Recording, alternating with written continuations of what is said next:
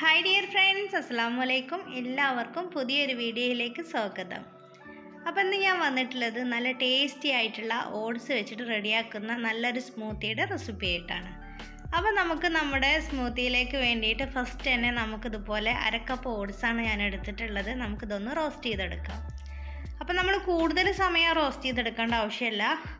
ഒരു 2-3 മിനിറ്റ് ആ കളറൊന്ന് ചെറുതായിട്ടൊന്ന് മാറി വരുന്നത് വരെ നമുക്കൊന്ന് റോസ്റ്റ് ചെയ്തെടുക്കാം.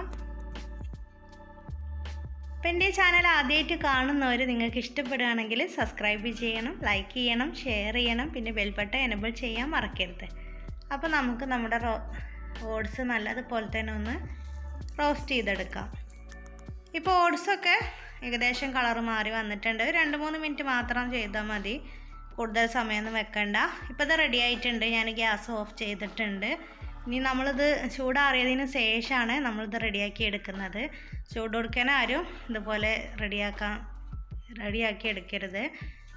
അപ്പോൾ നമുക്കിതുപോലെ ഗ്യാസ് ഓഫ് ചെയ്താൽ നമുക്കിതുപോലെ ഒന്ന് ഇളക്കി കൊടുക്കാം. ചൂടൊക്കെ പെട്ടെന്ന് തന്നെ മാറാൻ വേണ്ടിയിട്ടാണ് നമ്മളിതുപോലെ ഇളക്കി കൊടുക്കുക. നമ്മൾ ഇളക്കി കൊടുക്കാതെ ആ ചട്ടിയിൽ തന്നെ വെച്ച് കഴിഞ്ഞാൽ ചിലപ്പോൾ അടിക്ക് പിടിക്കുകയൊക്കെ ചെയ്യും.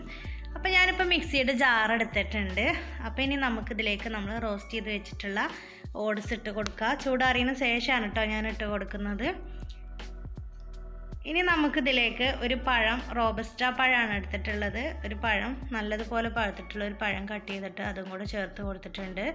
പിന്നെ നമുക്ക് കുറച്ച് ഈത്തപ്പഴം കൂടെ അതിൻ്റെ കുരുവൊക്കെ കളഞ്ഞിട്ട് അതും കൂടെ ചേർത്ത് കൊടുത്തിട്ടുണ്ട്.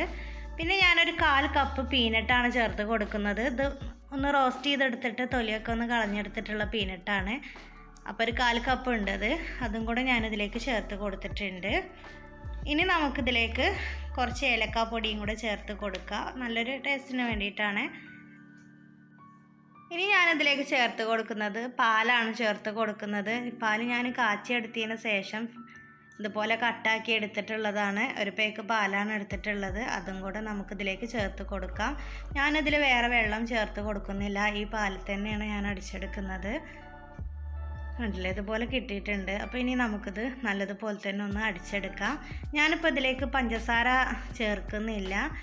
ഇനി നിങ്ങൾക്ക് മധുരം കൂടുതൽ വേണമെന്നുണ്ടെങ്കിൽ നിങ്ങൾക്ക് ഹണി ചേർത്ത് കൊടുക്കാം. ഞാനിപ്പോൾ പഴത്തിൻ്റെയും ഈത്തപ്പഴത്തിൻ്റെയൊക്കെ നല്ല മധുരമുണ്ട്. അതുകൊണ്ട് ഞാൻ ഇതിൽ വേറെ മധുരത്തിനൊന്നും ചേർത്ത് കൊടുത്തിട്ടില്ല. ഇനി നിങ്ങൾക്ക് വേണമെങ്കിൽ കുറച്ച് ഹണിയൊക്കെ ചേർത്ത് കൊടുക്കാം.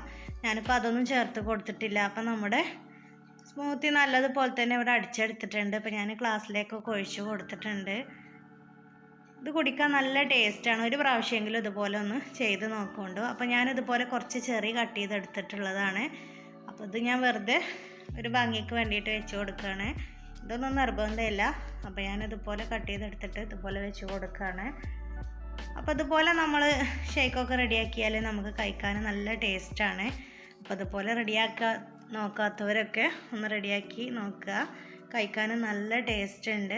നമുക്ക് രാത്രിയിലൊക്കെ ഇതൊരു ഗ്ലാസ് കുടിച്ച് കഴിഞ്ഞാൽ പിന്നെ നമുക്ക് വേറെ ഒന്നും കഴിക്കേണ്ട ആവശ്യമില്ല. അപ്പോൾ വീഡിയോ ഇഷ്ടപ്പെട്ടാൽ ലൈക്ക് ചെയ്യാൻ മറക്കരുത്.